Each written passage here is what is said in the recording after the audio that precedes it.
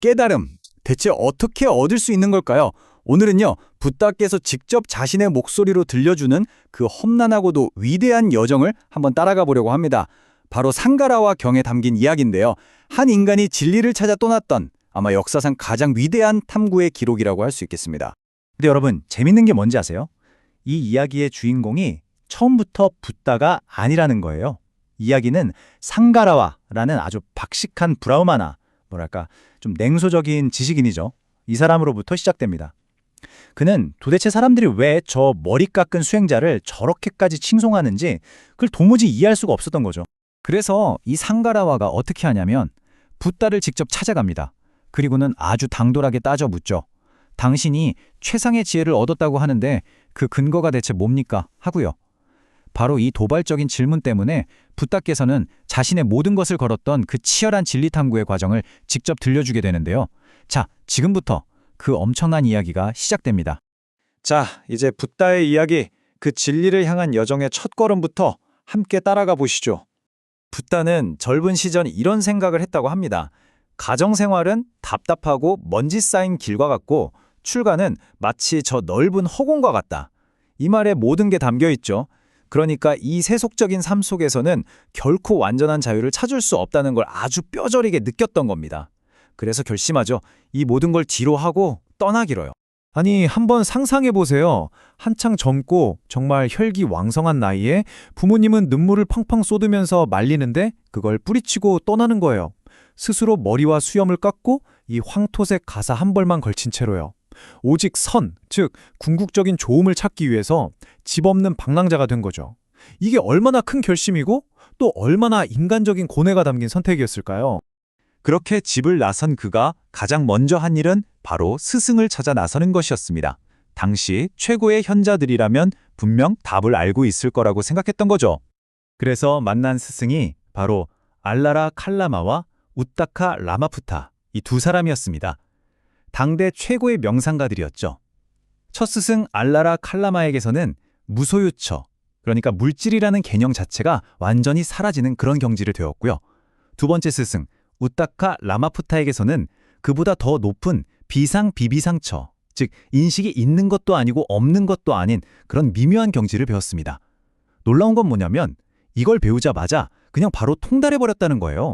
스승들은 심지어 자기 자리를 물려주겠다고까지 했지만 그는 거절합니다. 왜냐? 아무리 높은 경지에 도달해도 그 상태가 영원하지 않다는 걸 간파했기 때문이에요. 이 가르침은 결국 열반으로 이끌지 않는다. 이게 그의 결론이었습니다. 조건에 의해 만들어진 건 언젠가 사라지기 마련이잖아요. 이건 일시적인 평화일 뿐 완전한 고통의 소멸이 아니었던 거죠. 그래서 그는 다시 길을 떠납니다. 자, 스승들에게서도 답을 얻지 못했습니다. 이제 그는 완전히 다른 길을 택해요. 밖에서 답을 찾는 게 아니라 자기 자신을, 이 몸과 마음을 끝까지 몰아붙여서 해답을 얻어내겠다는 거죠. 바로 극한의 고행이라는 방법입니다. 근데 이 혹독한 고행을 시작하기 전에 아주 중요한 깨달음을 하나 얻습니다. 세 가지 비유로 설명하는데요. 한번 들어보세요. 첫째, 물에 흠뻑 젖어서 축축한 생나무가 있다고 쳐요.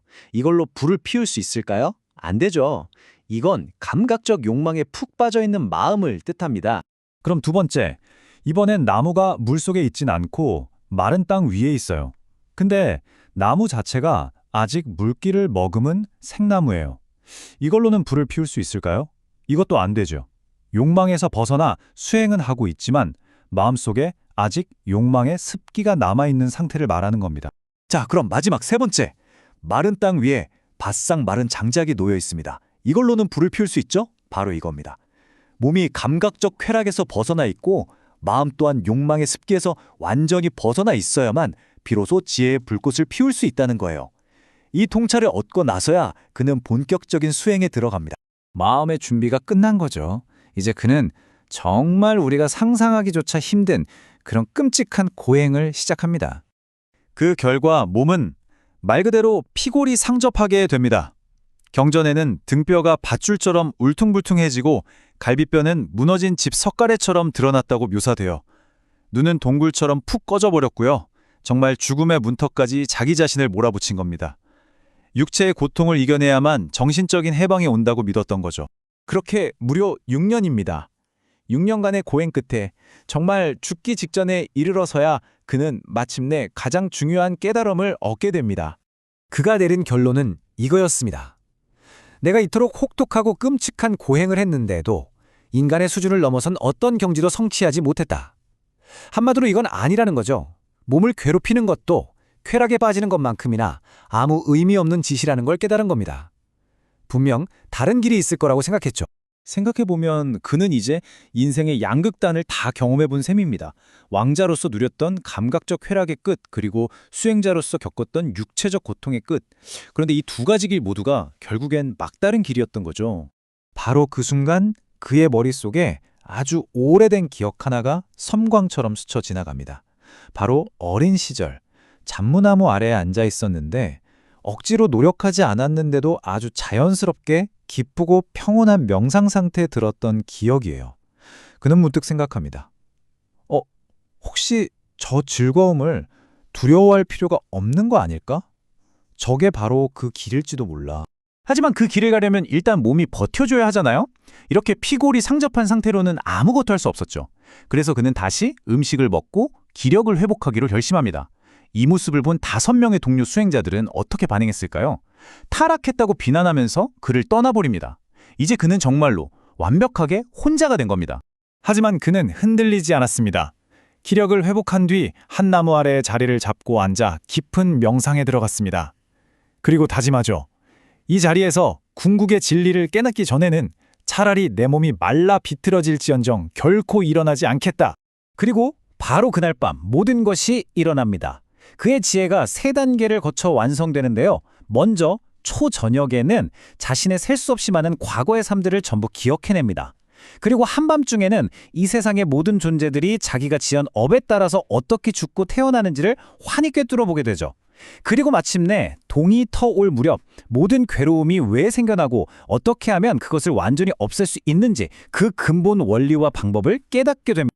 동이 틀면서 그의 마음속 모든 어둠, 즉 무명이 사라지고 밝은 지혜의 빛이 떠올랐습니다. 모든 번뇌가 완전히 부서졌음을 스스로 안 것이죠. 그리고 그는 이렇게 선언합니다. 태어남은 다 했다. 청정한 삶은 완성되었다. 해야 할 일을 다 마쳤으니 다시는 이런 괴로움의 상태로 돌아오지 않을 것이다. 바로 이 순간 그가 깨어난 자, 즉 붓다가 된 것입니다. 자, 그럼 이 모든 이야기의 시작이었던 회의론자 상가라와는 어떻게 됐을까요? 붓다의 이 꾸밈 없고 솔직한 한 인간의 치열한 고뇌와 위대한 승리의 이야기를 전부 듣고 난 그의 의심은 눈 녹듯이 사라졌습니다. 그리고 깊은 믿음으로 바뀌었죠. 그는 그 자리에서 붓다의 제자가 됩니다. 붓다의 이 기나긴 여정은 결국 한 가지를 말해줍니다. 진정한 지혜는 쾌락이나 고행 같은 양극단에 있는 게 아니라 그 둘 사이에 균형 잡힌 중도에 있다는 것을요. 이 이야기는 오늘을 살아가는 우리에게도 중요한 질문을 던지는 것 같습니다. 여러분의 삶에서 중도는 과연 무엇인가요? 한 번쯤 생각해 볼 문제가 아닐까 싶습니다.